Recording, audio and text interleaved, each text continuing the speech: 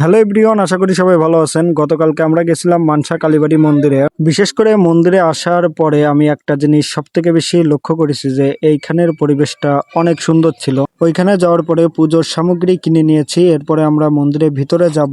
গতকালকে ছিল হচ্ছে শনিবার, আর এই মন্দিরে হচ্ছে শনিবার আর মঙ্গলবার আর কি পুজো করা হয়।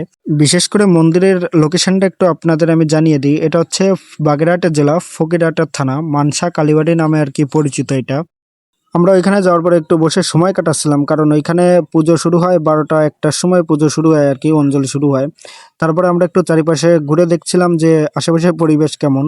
আর এই যে হচ্ছে মা কালীর মূর্তি, যে মানসা কালীবাড়ির যে মূর্তি আছে, অনেক সুন্দর একটা পরিবেশ। কারণ এইখানে যাওয়ার পরে মনের যে আশা আকাঙ্ক্ষা মায়ের কাছে জানালে মা অবশ্যই পূরণ করে। আর এই মন্দিরটি খুবই জাগ্রত মন্দির। এই মানসা কালীবাড়ি মন্দির নিয়ে আরো অনেক অলৌকিক জিনিস আছে, যেটা পরবর্তী ভিডিওয়ে অবশ্যই আপনাদের জানানোর চেষ্টা করব। আর এই ভিডিওটা কে কে কোথা থেকে দেখছেন অবশ্যই কমেন্ট করে জানাবেন। আর এই মানসা কালীবাড়ি কে কে চেনেন এটাও জানাবেন। ধন্যবাদ সবাইকে।